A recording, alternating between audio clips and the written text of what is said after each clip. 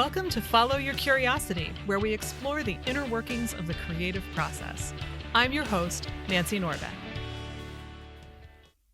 None of us gets through the day without encountering anger somewhere, be it at work, at home, on the road, or even inside ourselves. Ryan Martin is a professor of psychology at the University of Wisconsin at Green Bay, and he specializes in anger. He's written a book, Why We Get Mad: How to Use Your Anger for Positive Change, and given a TEDx talk, but a lot of people have encountered him through his Anger Professor account on TikTok, where he shares interesting new research and offers advice on how to handle anger and how not to. In our conversation, Ryan and I discussed how his fascination with anger began, the positive sides of anger, how anger can fuel creativity, and how we can unintentionally sap that fuel. Ryan also tells me how he came to be curious about curiosity, which inspired him to revamp the way he teaches. I think you'll really enjoy my conversation with Ryan Martin. Welcome to the podcast, Ryan. I'm excited to talk to you today. I am excited to be here. Thank you very much for having me. You're welcome. So I am curious because you are not an obvious creative person. You're not, a painter or a musician or whatever. I'm curious to know what creativity looks like for you and how it came out before you started studying psych and after. So I'll let you decide where the best place is to start with that. Yeah, so I love that prompt, and I'm glad you actually asked it the way you did, because I've been thinking about a lot since we were talking about doing this, and since you told me that you wanted me on the show. I've been thinking about kind of creativity and my history with it as a psychologist, because I will admit that when I first started studying psychology, one of the first classes you take is research methods. And one of the first things you have to do in a research methods class is learn to write a research paper. And I don't know how many of those you have read, but they are pretty formulaic and not very fun, right? And so it's very much they have 4 parts. They are intro, method, results, discussion, and you just follow that format. And really good for science, really good to read, not really good to write, as far from my perspective. Because I remember thinking, well, this isn't fun. This isn't the kind of writing I like. And so then I got in that same methods class, I started thinking and learning about some famous studies, and started paying attention to some really interesting and clever methods that were used to answer big questions. And I all of a sudden sort of found myself thinking, oh, okay, this is where the creativity is. This is where the fun is in psychology, where you get to do new things and try new things and come up with innovative ways to answer questions. And I all of a sudden got excited about that, whereas I hadn't necessarily been before. And I think that's, to me, when it comes to psychology, that is where I have really sort of found a lot of the creative elements that I really felt like I needed. And then when I started teaching, I think that opened up a whole new avenue for me, thinking about all of the different ways that I can kind of reach students and bring creativity into the classroom, to try and reach students in new ways. And it was really, really freeing, I think, at a moment when I sort of started to realize, and it took me time, and in some ways I sort of feel like maybe too much time, to kind of hit a point where I felt like I didn't have to do things the way everyone else did. And I didn't have to teach the way I was taught. And I didn't actually even have to, going back to those research papers, I don't have to publish the way other people publish. I can disseminate research in different ways, and hence TikTok, and hence YouTube and Twitter and all sorts of other things. I can find other ways to get the word out. And so, because I actually, in so many ways, I've always been drawn to creative things as a consumer. I love movies. I love TV. I love reading, though. I think it took me longer to be really interested in reading fiction than it did other people. But I've always been drawn to the arts and to creative activities that way, but never as like someone who did those things. And then I think at a certain point, I started to become more drawn to the idea of doing them, but finding ways to do them in my own field. Yeah, I mean, I'm kind of wondering somewhat unseriously, like, does TikTok count as a publication credit for a university professor? Well, well, here's a piece of because I would argue that I don't know that it needs to count the same way, or that it should count the same way.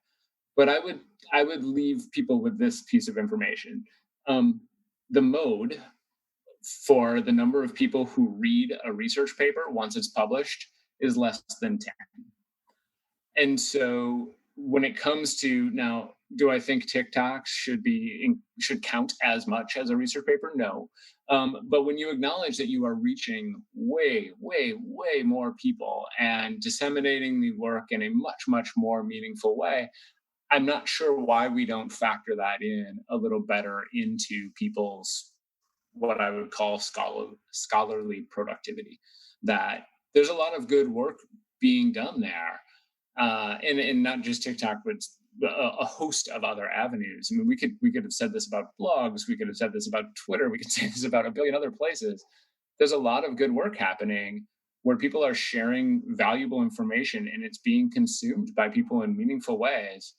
I don't know why we wouldn't count that. Yeah, I would agree with that. It seems ridiculous to me not to take it at all seriously.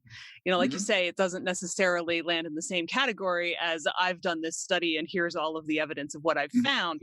But I mean, you do have a really fascinating level and type of engagement on your TikTok posts that, Mhm. as I'm thinking in particular a month or so ago when you were doing the series about catharsis and how catharsis is Mhm. really actually not good for you. And the number of people who kept saying, but I do this all the time. And it was kind of like fascinating to watch the interplay between here's all the data in this series of videos and here's all the Mhm. people, some people going, wow, I never thought about that, I'm going to do something different next time, and other people just Right.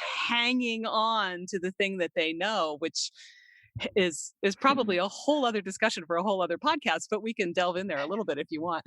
Yeah. I mean, that's the thing that's really it's really interesting because what many of my colleagues would say, and they are partially right with what about this. They would say, right, but social media, blogs, regardless, they don't have peer review. And I would say, sure, they don't, but go to my TikToks and tell me my peers aren't reviewing me, right? Go read the comments and tell me I'm not hearing other perspectives. I'm not hearing and they understandably would say, wait, but those aren't necessarily experts, and they're not, but they're still my peers. They're still a meaningful group of people sharing their perspective on what I have to say in a way that's actually, I think, been more valuable to me as a scholar than a lot of the review I've gotten from other scholars. The conversations I've had with people over TikTok have been really enlightening. They ask questions my peers, quote unquote, have never thought to ask. They get me to engage and think about things in ways I've not thought about them before. So again, is it the same? No. Is it valuable? Absolutely. Yeah, and it's not like you're specializing in something that most people never encounter. You're not studying quantum Right. mechanics, which would be a little bit different. I mean, anger is a thing that we all encounter probably every day, possibly multiple times a day. So we all have our own experience with it. And yeah, I'm not surprised that people have said things that you've found valuable. Is there a particular example of that comes to mind? I think there's a couple things that jump out at me. One is I think I've really um, become interested and more aware of trauma and how people define it and how people think about it. That's been something that is, if I look for themes in responses to what I've posted, things about trauma. I hear a lot of comments about that, and so it's sort of a wake up call to me. Just the number of people who've endured really, really challenging upbringings at various times, and that's been important. I think the other thing is that you know people ask me questions all the time, and a lot of the time I don't know the answer. And so I go find out, and I consult the research and I look up. And so people will say, "Hey, what's the link between ADHD and anger?" And I maybe people don't know this, but I don't actually have that information just stored in my head anywhere. I have access to a huge database, and I know who the scholars are who might study such things. And so I go look it up and review that stuff and share it. And but those questions that they're asking, the reason I don't know the answer is because I've never thought to ask those things before. And so when people bring them to my attention, it really gets me sort of intrigued and thinking about it and wanting to sort of look it up and learn more about it and hear stories about it. So, which I should add, if there's an emotion that I'm as interested in as anger, it's probably curiosity. And so there's there is a lot. In fact, I'm doing a talk tomorrow on that very thing. So, but it's there's a lot to be said for the value of curiosity and what it brings to us. I was just about to say you're obviously following your curiosity, which is perfect. Yes. Yep. That's great. And now I want to know what the connection is between ADHD and anger and probably all sorts of other things that I never thought to wonder about. So my evening is probably booked with Google now. Excellent. Yep. So I am curious to know how it is that you came to specialize in anger. hmm Yeah. So I can really point to two reasons. One is, there was this sort of running joke in my house when I was growing up about the Martin temper. That especially I have three siblings and two parents, and the idea I have two brothers specifically who people used to joke all the time about the Martin boys having a temper, my dad and my brothers and I. And I honestly don't know how true that actually is in some ways now that I've sort of paid more attention to it. But I grew up in what people might consider kind of an angry household, and it's funny because it's a very loving household. We got along really well. We still get along really well. I see him in a few weeks, but there was there were angry outbursts every now and then, not usually like directed at each other, but honestly directed outwardly. It was just oftentimes, my dad in particular had a temper. And so I've just was interested in it even from the time I was a kid, I think, and thinking about anger. The other more specific thing, though, was that in college, I worked at an adolescent shelter. So I was I studied criminal justice and psychology. And so I worked in the juvenile justice system for a few years in college at this shelter that was for quote unquote at risk adolescents. And that's not a term I necessarily like because I feel like it puts the onus of responsibility on them. It's not their fault they were at risk. They were in horrible situations. And they were victims of poverty and poor parenting and racism and sexism and a host of other things. But there was what a salient experience for almost all of them was this inability to control their anger. There were just outbursts all the time.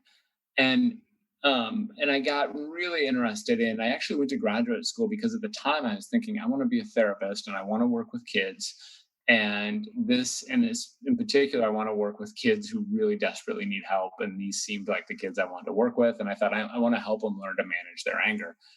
And it's funny because in retrospect, I've realized, that the kids weren't the problem. I mean, yes, they could have benefited from better managing their anger, but they had a lot to be angry about, and they were in just some of the worst circumstances imaginable. But I also, I kind of went to graduate school thinking this is what I want to do and this is what I want to study. And I started working with a guy named Eric Dolan at the University of Southern Mississippi, who was a relatively new faculty member when I got there, who was also studying anger. And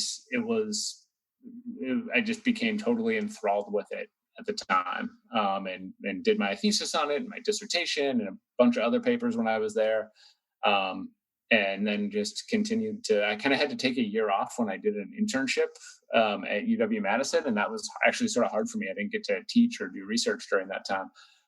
But as soon as I came to UW Green Bay, I got back to really studying it, and writing about it as much as I could. That's very interesting. And I love that, you're pointing out that it's not those kids' faults and that so many of them are dealing with so much Mhm. stuff. It's so easy to label people without thinking twice about anything you can't actually see on the surface. What's really interesting about it, um, I don't think this is too much of a tangent, but there was a day at the shelter where I'd worked there for years, right? And so I was pretty immersed in things, and I think I lost sight of the fact that it was an awful place. It was a necessary place. I mean, it was, the alternatives were jail or homelessness or a host of other things. So it was necessary, but it was like every other institution, so many other institutions, it was underfunded. And I kind of lost sight of how bad it was, for the kids going there. And so the kids left for the day because we were giving tours to people who were interested and wanted to know more about the facility. And I brought my mom over, and my mom walked through, and she stopped and turned to me, and she had kind of a tear in her eye. And she said, "So this is it, huh?" And I said, "Yeah." And she's like, "This is awful." And I think that was like sort of a wake up call, because my mom is not someone who is by any means sheltered. She is not someone who isn't aware of how bad things can be. And so the recognition, it was just a reminder of, oh dear God, what would it be like to be a 14-year-old and have to leave your home, or whatever place you've been living, and come here, and how scary that must be and how hard that must be. And it served as this moment of, yeah, I probably should have known that, but and I did, but I'd sort of forgotten, and since I was there every day. Yeah, we adapt to things and don't notice stuff like that so easily. Right. Wow. Wow. And it's only worse now that I have kids that are about the age that could go there. That I mean, it's in a different city, but once you start to think like this is the age of some of those kids, that this is, and just you start to think about what that must have been like, and for kids, how scared they must have been. I hate it. Yeah. No, that's rough. So I have this sort of multi-part question in my head now, and I'm going to All right. throw it at you and hope that it makes some kind of sense. And if not, we'll break it down. But I'm thinking about that, and I'm thinking about how most of us think of anger as a negative thing. And I'm Mhm. also looking at the title of your book, which is Why We Get Mad, How to Use Your Anger for Positive Change. And I'm Mhm. wondering, and I know when you were working there, you probably weren't at the stage where you were the anger expert that you are now. So I don't know if you ever managed to help any of those kids use their anger for positive change. But I'm also wondering what you have to say about this idea that anger is a negative thing and how it might not be. Mhm. Yeah. So I think that my argument. So I'm going to back up a little bit question wise, but I will get there. I Go for it. promise. And but my argument around anger is that it is not inherently bad. It is inherently good in the sense that it exists in us to alert us to the fact that we have been wronged or treated unfairly or aren't having our goals met. And so, in some ways, it's sort of, I mean, it's a lot like other emotions like fear or sadness, which alert us to danger or loss. Um, and in some ways, it's not that dissimilar. And psychologists are going to freak out when I say this, but it's not that dissimilar to something like thirst or hunger, which alert us to the fact that we need water or food, right? It's a motivator. It's something in our body that just says, hey, things aren't right. You need things to be different. And in that sense, it energizes us to confront those things and to deal with those things. And so, that doesn't now, just like fear or sadness or thirst or hunger, those things can become a problem once you're experiencing them too intensely or not managing them very well, or and so on. They can become bad, right? We all know what maladaptive fear or maladaptive sadness look like. Um, and the same thing can happen with anger. And so when I think about those kids and whether or not I doubt that I'm sure I helped them. I have no doubt that I helped them. I don't know that I helped them figure out how to channel their anger into positive pro-social stuff. I don't think I was ready to do that yet. And I'm not 100% sure they were ready to Mm. learn that yet. And some of them I didn't actually get very much time with. They were there anywhere for 1 day to 90 days, right? So, um, but I do think that, I mean, I can tell you that experience and having worked there has motivated me to want things to be different and to work towards things being different. And I do think that those experiences can absolutely motivate people. I mean, I think in some ways, I think that having worked there is the source of a lot of anger for me, because I think about how just fundamentally unfair the world has been to some people, and the way in which they suffer. It inspires me to want to things to be different in a host of ways, and to want to work towards things being different in a host of ways. I don't know if I got all the parts of the question or not. I think so. I mean, yeah, and Okay, you kind of led into the whole idea of how to use your anger in a positive way. So, good, good. yeah. Yeah, I actually I found this quote last night, and I was curious to see what you thought of it because it really struck me when I read it. It's from the Irish poet and philosopher John O'Donohue, and it says, "Let the flame of anger free you of all falsity." Huh. So let me ask you. Start. Whenever I hear quotes, it always takes me a moment to sort of process what it means. So And tell I don't me have it. any context for that or anything. It was just Okay. a quote on a quote page. So yeah. Free you from falsity. I think that's the part I'm struggling with as I think about it. I think, I mean, so a lot of people like to use. I'm going to think out loud here. Sure. So a lot of people like to use um, steam as a metaphor for anger, right? So they like to talk about anger as steam, right? And hence the whole catharsis metaphor, right? We're pressure cookers and we got to release it or else we explode. And I get that. I get where that comes from. Um, I do think it begs the question sometimes. Well, what are we releasing? Like, what is the thing that's actually leaving us? I prefer a metaphor of fuel, um, in the sense that I like to think of of anger being a fuel that energizes us to do things and to respond to an unfair world. I think that, like any fuel, though, it's volatile, and and it can explode, and we can do bad things with it, and we can hurt ourselves or hurt others if we're not careful. So when I think back to that quote, it's the word spark that I'm particularly intrigued by. This idea that anger serves as this spark, this fuel, that allows us to respond to respond to injustice, to respond to um, our goals being blocked. I think the part I'm not sure what it means is the frees us from falsity. Are you able to elaborate on that part, or what that means to you at all? Well, as you've been talking, I've just been kind of wondering, kind of thinking of whether or not this is accurate. I don't know, but you're the expert, so you can tell me.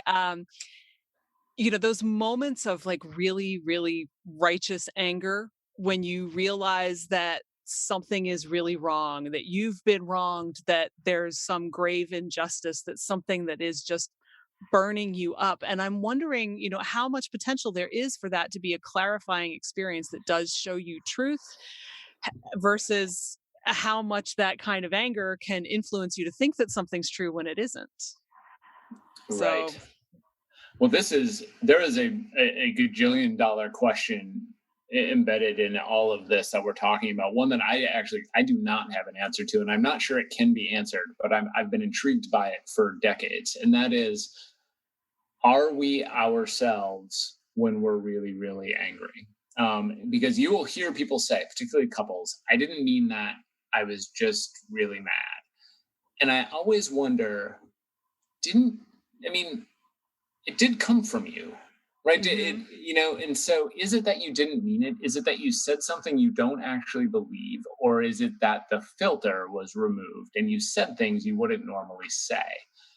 And I honestly don't know what the answer to that question is. I don't know. There are times where I think the answer is no. The anger was a filter.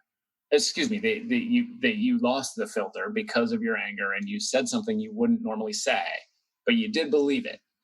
There are times where I think no, they said something they don't really believe just because they wanted to hurt someone.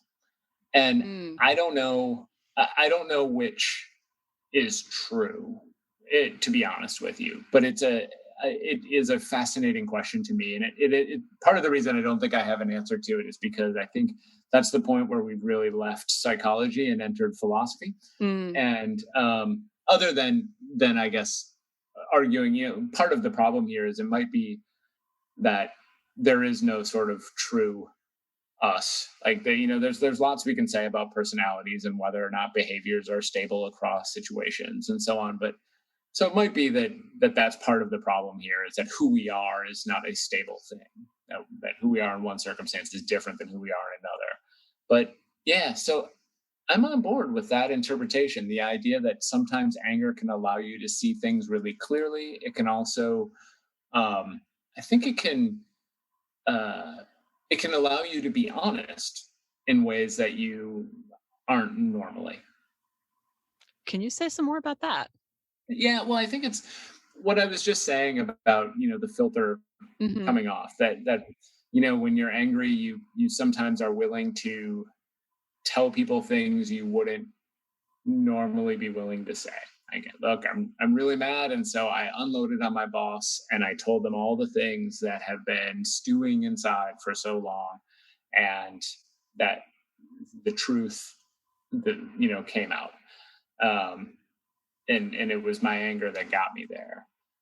So I do think that there's a side of it that could lead to just a new level of honesty for people. And now I'm wondering how much anger comes from feeling like you can't normally tell the truth in a situation like that. Yeah, I think that's fair. I mean, I think this is where that steam metaphor works nicely for people, is the idea that sort of injustice after injustice after injustice, little ones build up inside to the point that you just feel like you can't take it anymore. And I um I think that is a real I think that's a real thing. And I think that people feel just the burden of stuff, of life stuff, or not being able to say things, or being in a situation where they feel devalued and not being able to talk about it or share it or deal with it. And then they just sometimes I think it can lead to exploding. Sometimes I think they just sort of suffer in silence in ways that hurt. Yeah. Yeah, and as you're talking now, I'm thinking about the line between frustration and anger. Do you draw a big distinction between those 2, or are they pretty much the same thing? I do and I don't. So when I think about anger, I think there's kind of two big overlapping reasons why people get angry. Maybe three sometimes, but there's the unfairness and injustice piece. There's poor treatment, which is very much going to overlap with that, but it's a little there. It's not necessarily injustice. Like if someone's mean to you or cruel to you, there's that. And then I think a third reason, and this is probably the most different from those other two, is having your goals blocked. That I'm trying to do this thing and something's interfering. And that I think is sort of often described as frustration, right? My attempts to do this were frustrated. And so I think that feels different enough that we could consider it a separate thing. The problem is that I do think it also overlaps with those other things. I mean, part of the reason why I feel angry is because, uh, you know, one of my goals is to live in a certain kind of world that is a just world, right? And I see that goal being blocked all the time, and that's one of the reasons I get angry. And so those two things clearly overlap for me because justice is an important part of what I care about and what I value. That makes sense. Yeah. So when you're talking about your goals being blocked, I'm also thinking of that in terms of, you know, I'm a creativity coach. Creative people get blocked all the time. And I have heard good arguments in the past, or at least they seem like good arguments to me, saying that the more you complain about whatever's going on with you, whether it's your painting isn't working or, your kid's not feeding your dog, whichever, the less likely you are to take positive action based on that frustration because you're venting enough steam that fuel Hmm. is not as strong. I don't know if you have any view on that, but regardless, I'm curious to know how how you would address that frustration of I really want to be a writer, but there are no words coming out in a positive way. Yeah, that's interesting. So I have been told, or I've seen some research and this is a variation of what you just said, but similar enough that I think it relates. I've seen some research saying that telling people your goals makes you less likely to achieve them. Ooh, And one of the reasons for that is because you get all of the joy of having completed it just by telling someone, and oh, then you don't interesting. actually feel the desire, the motivation to complete it anymore. And so, if you say, "Hey, I'm gonna write a book," and everyone says, "Oh, that's great, congratulations," and then you say you've gotten all the fun of doing that, and then you don't necessarily actually feel compelled to do the thing. Wow. And so, yeah, so a lot of times people will say, if you've got goals, just keep them to yourself for a little while, and don't share them. There's a really, I wish I knew it and could just pull the name out, but there's a good TED talk on this actually. If you can check out, and I think if you just search for what I just said, you'd probably find it. Okay, Uh, we'll find it. but Show notes. Yeah, but I can see how that could be true with anger too, right? And now this is the part where I'm really extrapolating, but that if you're frustrated and you complain, it feels like you've solved the problem. And and you let some of that fuel go, essentially, you've spent some of that fuel instead of directing it towards solving whatever the problem is, and using the fuel that way. Um, so what would I say to people who are stuck? And you know, this is going to be really, really. This is going to feel really obvious and something a lot of people have done, but I would say sit down, set a timer, and just start writing. And don't feel like it needs to be perfect. Don't even feel like it needs to be something you're going to include. Just sit down and start. And um, I do think that a lot of people just get stuck because they feel like what they put down is sort of set in stone when it's not. It's going to be changed a gajillion times between when you first wrote it down and when it's finally published. And so just start and and then celebrate the fact that you spent 15-30 minutes, whatever. Celebrate the fact that you did that. Be proud of the fact that you did that. It's the same thing I would tell someone who was trying to start working out for that. Just set a timer, give yourself, decide you're going to do this thing, and then celebrate the fact that you did it, even if the end result isn't exactly what you were hoping for. Well, I think if you ever get tired of focusing on anger, you could have a side business in creativity coaching because that's actually very similar to what I would tell Good. someone. I would say spend 5 minutes. Don't have to do more than 5 minutes.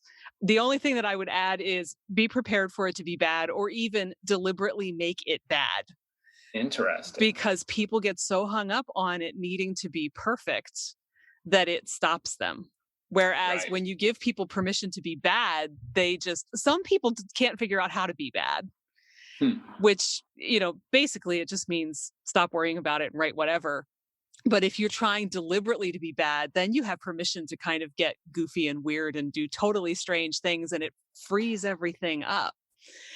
But that also brings me to something else. The people who are stuck in the perfectionism, who are, convinced that every single thing that they write is terrible. And Lord knows everybody who's ever written or painted or composed music or Mhm. whatever, picked up an instrument for the first time, Lord knows, has been bad at it. Nobody knows how to do any of these things the minute that they're born. But there are some people who can just take that, oh, this is terrible. And instead of laughing at it the way I've learned to, thank the gods, um, take it out on themselves that it's horrible. Right.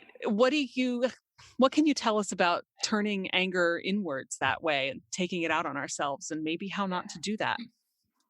Yeah, this is um, there's a couple of different things I would say is, so when people talk about, um, I like to think about flow. And and the flow being sort of that state of happiness people can get into, um, that where they're really in a zone. And part of why that happens is we can think about what's been referred to as a frustration channel, right? And so it's, if you think about sort of things, if things get too if things are too easy for you, well, then it's not fun and you don't want to do it. But if they get too hard, then it's also not fun and you don't want to do it. This is why what makes video games sort of the perfect thing for to keep people going is because they get harder as you get better, right? And so and so uh when I think about, this is a great example of how anger or sort of frustration can kind of move you along in that direction towards progress, because if there's no frustration there, if there's nothing challenging about it, if there's no level of, oof, this is hard, then um then people give up early because it gets boring. It's funny, when I was in graduate school I played racquetball with a friend, like 5 times a week. I'd never played racquetball prior to that experience, and I've never played racquetball since. But for 4 years, I played about 4 or 5 times a week with the same exact person, and the reason is because we were perfect opponents for each other. We were right in that. We got better as we got better. We were right in that frustration channel, quote unquote, for those 4 years. And then I've never been interested in playing ever again, and I don't think he has either. And it's sort of the same concept. Um, so the I think that's an example of how frustration is a good thing. But there are some people who have the threshold that people can tolerate is different, and some people have, and this is what more recently people have referred to as grit. To be honest, I think grit in many ways is just a repackaging of resiliency, which people have been talking about for a long time. But um, and that is that some people are better at tolerating frustration, and some people bail early or get too angry early and turn it in on themselves, as you said, and some people don't. We should point out there is an upside to quitting things, by the way. And there is good reason sometimes. Grit can be a problem. But I think one of the things that I do think is a way I like to think about it, to go back to an exercise example, is the same way for a human being to become more physically fit, they have to they have to challenge themselves physically. I think the same thing's true to become more emotionally fit, if you will. You have to challenge yourself emotionally. You have to say, I'm going to do a hard thing and it's going to make me uncomfortable. And it might even hurt a little bit, but that's how I change. And sometimes that means I'm going to wallow in some sadness for a little bit, and I'm going to think about some things I don't necessarily like thinking about, or I'm going to do a thing that's scary and I'm not going to like it, but I'm going to do that thing because that's how I can kind of get used to that. And sometimes it means I'm going to do something frustrating and I'm going to sort of suffer through this difficult chore, but I'm going to do it in a way that continues to work for me. I'm not going to keep doing it and keep doing it, keep doing it. I'm just going to try the hard thing for a little while, and then I'm going to back off and give myself a break. And I'm just going to take a few minutes, and then I'm going to get back to it. And it's funny because I do this a lot when I'll do this in the moment when I'm trying to do something and it's really hard, like something like, I don't know, putting together a piece of furniture or something like that, and I'm getting stuck or I'm feeling frustrated, and I'll just stop and I'll set down the tool and I'll say and I'll just like take a deep breath. And it's funny because my wife will, if she's there, will say, "Is it just not working?" As if to say like, "Okay, so we're quitting." And and for me, it's like, no, this is just what I do, so I can try again. And it's I think that there is something about that, like being able to tolerate frustration, and that's a skill that, I mean, yes, there's an innate piece. Like there's a part of, there are just some people who are just born more willing to do it, and then there are other people who you really have to work at it. You have to say, I need to sort of suffer through a little bit to get better at tolerating frustration. So I'm wondering, since you mentioned that there is an upside to quitting, is there Mhm. a formula, a rule of thumb, a way that you draw that line between I need to put up with a little bit more frustration and it's time to just pack it in? Yeah, yeah. Yeah, it's interesting. So this has actually come out with some of the grit work. As people were talking, really focusing on grit and how important grit was as a concept. Other people came along and said, actually, grit can be bad sometimes because there are projects that it's actually smartest to quit. And so the example that I'm sure you're familiar with as well is like, working on a dissertation or something that, there comes a point where you hate your topic so much, the thing you've chosen so much, that it might actually be smart, even though you've sunk some things into it, it might actually be smarter for you to switch to something else. And to throw in the towel on that and start over because you've got so much left that you've got to do, and do you really want to suffer through that? um I think the trying to figure out what that point is, to me, it ends up being really contextual. It depends on how much you have left of the project. Do you think you can finish, or do you think it's impossible? How miserable are you as you're working on it? I think those are things that some people that you know some people just sort of know in the moment, but I don't know what the formula is for knowing what that Rats. is. I know, and I'll be honest. If I err on the side of completing a project I shouldn't. So I think I've barely ever even set down a book that I like. I finished a whole bunch of really long books that I hated simply because I was like, I feel like I got to finish this thing, right? So I'm one to suffer through projects. Yeah, I'm always a little bit amazed when I see reviews on Amazon of a book that's like, I didn't even finish this. I'm like, wow, really? I think the first time I saw Yes. one of those, it's like, you could do that? Yeah. I actually had a friend tell me once, it's okay. You're reading this for your own pleasure. If you want to just set it down, you can. And I thought, Yeah. that's not bad advice. I think That'd probably be school smarter. I think school Yeah. trains us to think that we have to finish all the books, but Yeah. yeah, we don't. Same thing And with all the movies. projects. Yeah. Yeah. Same thing with movies. There's some movies that I very much wish I hadn't continued watching. So Yeah. Well, I want to make sure that we have time to talk about, channeling anger into creativity and possibly also, since you mentioned it, like the overlap between anger and curiosity, if you've found any, because now I'm wondering. Yeah, so let's talk about the creativity piece first, because I actually just had a really great conversation with an artist that I work with. Um, she works at UW Green Bay. Her name's Dr. Allison Gates, and she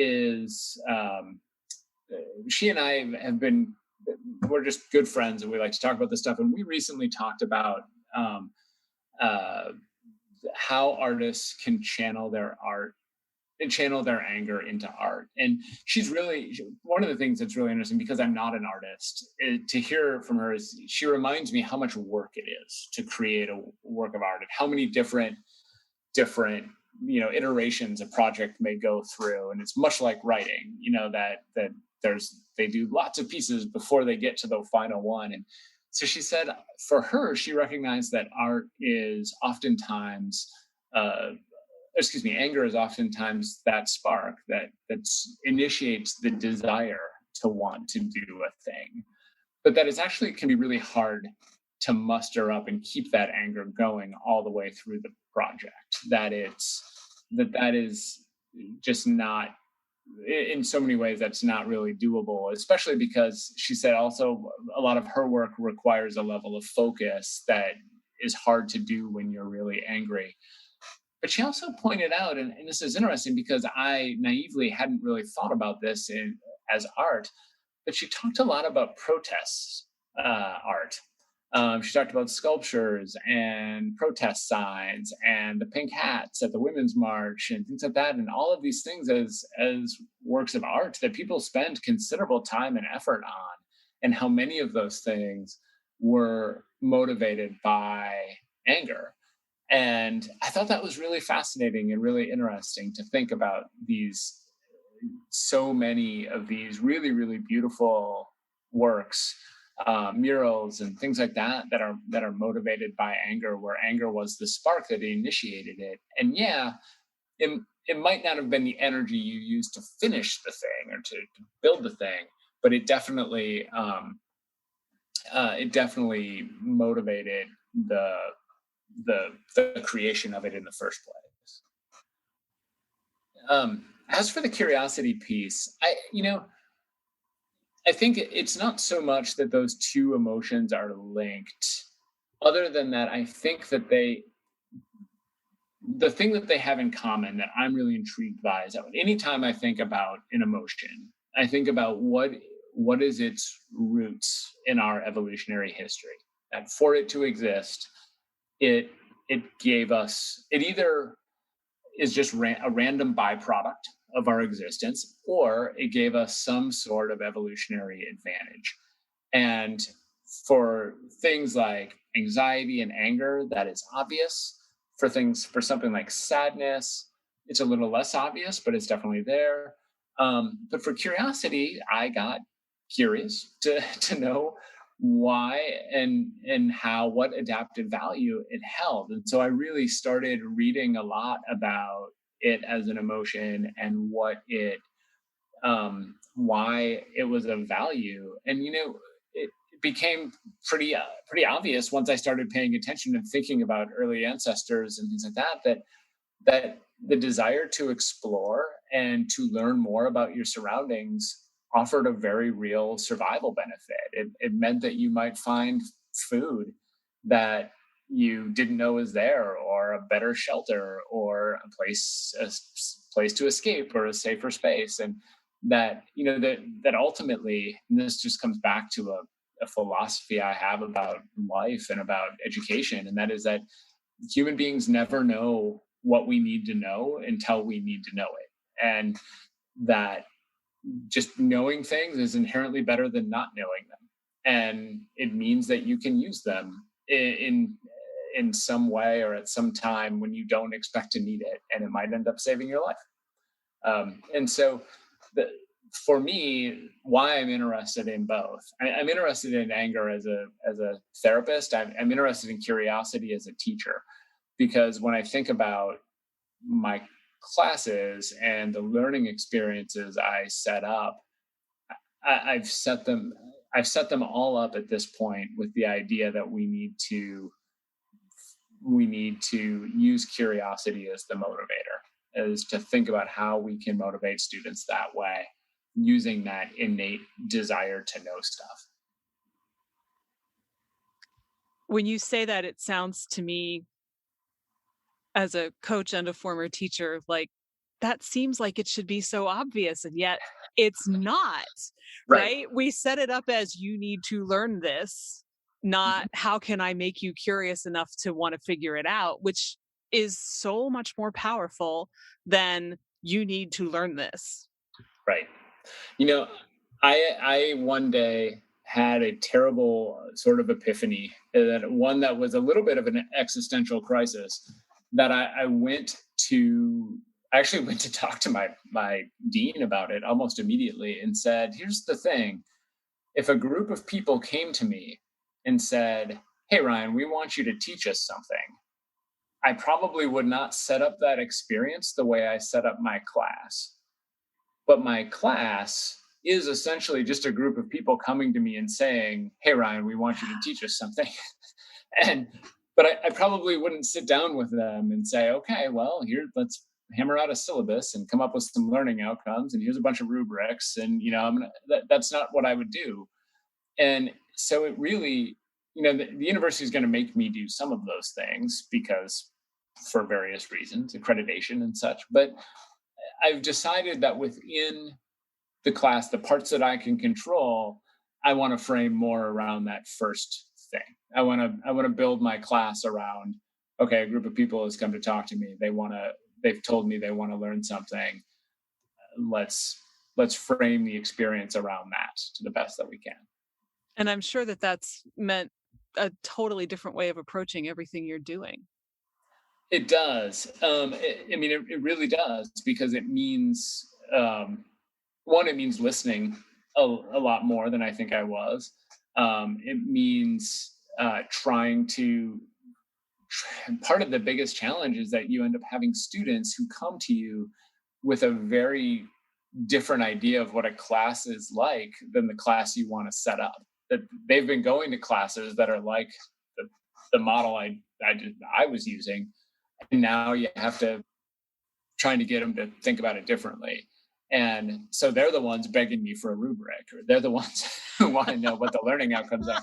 And and so they come to me and say, tell me exactly how you want this assignment to be, because for the last 3 years that's what they've gotten, and so it's harder to undo some of that, and it makes them a little anxious when I do.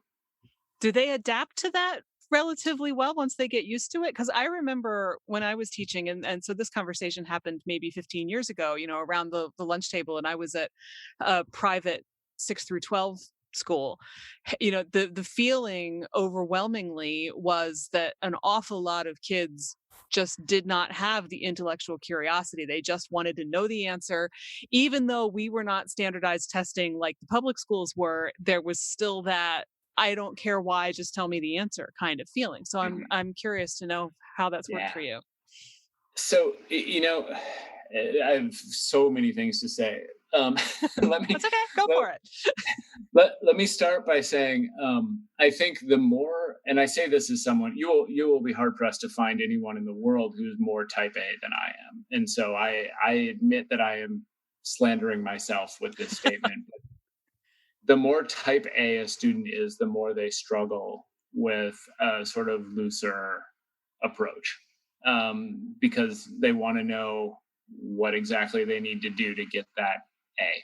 And that means show me the rubric, show me the learning outcomes, tell me the page length, tell me the font size, tell me all that stuff so that I can do exactly what you want. And they don't like hearing, I want you to tell me what you want to give me. They don't want to hear that. And so that's the first problem. And it's not their fault. I don't blame them for approaching things. It's a harder thing to undo.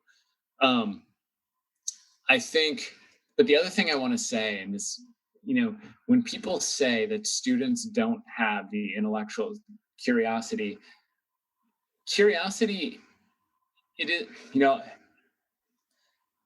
it's both a trait, and like any emotion or like any phenomenon, it is both a trait and a state. And yes, some people are more curious than others, but all students are curious. All students are curious. And you know that because if you walked up to them and said, "Hey, did you hear what Ariana Grande did?" They would say, "Wait, what?" And they'd start Googling the answer before you finish the sentence, right? And so you just have to figure out how to draw that curiosity out of them. It's not, they're all curious.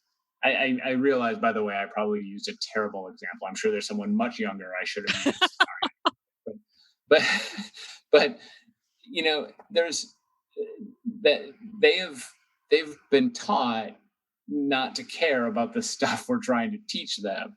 It's not, some of them have, I should say, and it's not that they're not innately curious. They are. It's just we have to find a way to bring that curiosity out. And the good news is curiosity is actually a much easier emotion to induce than a lot of other ones. It's when you identify gaps in, and this is why I made the joke about Ariana Grande, is because when you identify gaps in people's knowledge and you make it obvious to them, they want to fill it. I mean, that's the way it works. It's just helping them recognize what those gaps are. That is so important. And and that's the best thing about young kids, by the way, is how, because they know they have all those gaps and they desperately want to fill it. That's why they ask the question why all the time. Oh, right? yeah. It's everywhere they look is this sense of wonder. Some of that just goes away because they're learning more. Some of it we just beat out of them with a system that doesn't help. Yeah. And I think, when that lament was coming up, it was in the context of, what has done this to these kids? It seems unnatural that Right. that we should be working so hard just to get them to ask a basic question. And yeah, I think that the whole standardized testing thing, and probably other things, everything is so result focused, and nothing is really about process anymore, when so much of life is actually process based. Right. So yeah. But I'm also, I've been kind of startled, I guess that might not really be the right word, surprised for sure. I've never thought of curiosity as an emotion before. Yeah. I get that. And I think and part of the reason it feels like a it feels so cognitive, right? It feels Yeah. so rooted in your thoughts, and we don't necessarily think about, I mean, at the same time, like, so imagine you're watching Netflix and you're watching one of your favorite shows, and then you get to the point at the end and it ends on a cliffhanger. And now the smart thing might be to go to bed, right? Because it's late and you're tired. And then you decide, because it ended on a cliffhanger, you say, "Oh, but I can do just one more episode," right? And that's that feeling taking over your rational mind, right? It's that True. the deprivation of knowledge is the thing that, or feeling deprived of information, and leads to a craving or a desire to fill those gaps. And it's funny because we see it in all these different places. We see it in, clickbait is deeply rooted in this awareness that our emotions will take over our rational mind. I know when I click on clickbait that it is clickbait, and I still do it because I want to know, how bad is number 7, right? And so, so it's one way of defining curiosity as an emotion is to the feeling state of being deprived information, and the desire to have that information. Yeah. And for some of us, even if we did manage to go to bed after the cliffhanger, no sleep would happen. Yep. So still thinking about it. I'm better off taking another hour and finding out the answer before I go to bed than I am trying to puzzle it out all night instead of sleeping. Yeah. It's the same thing with with a great book, right? When you're getting there and you keep thinking, I should go to bed, but only 100 pages left or whatever. The difference there is that eventually I will drop the book or the Kindle on my face and fall asleep with the light on. Yeah. I will tell you, as a parent, there is no better feeling in the world than going in to my kids' room when they've fallen asleep reading a book. It's the greatest thing. It's like, that they were just clamoring to try and stay awake as they were reading and just couldn't do it. So it's like, that's a really good book. Yeah. It's high praise for authors for sure. Yes. Even if, happened to me, I think just last week, I woke up at like 2:30 and the light was on. Like, oops, I did it again. Yeah. Oh, yeah. Yep. So, well, I really appreciate this conversation. It's been totally fascinating in ways that I didn't expect, which is always my favorite kind. So thank you very much for coming and talking to me this evening. Thank you so much for having me. This was a blast.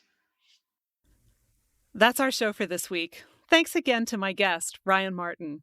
If you know someone who would benefit from this episode, please do pass it on. And don't forget to leave a review to help others find the show. Thanks so much. You can find show notes, the 6 creative beliefs that are screwing you up, and more at fycuriosity.com. I'd also love for you to join the conversation on Instagram. You'll find me at fycuriosity. Follow Your Curiosity is produced by me, Nancy Norbeck, with music by Joseph McDade. If you like Follow Your Curiosity, please subscribe, rate, and review on Apple Podcasts or wherever you get your podcasts. And don't forget to tell your friends. It really helps me reach new listeners. See you next time.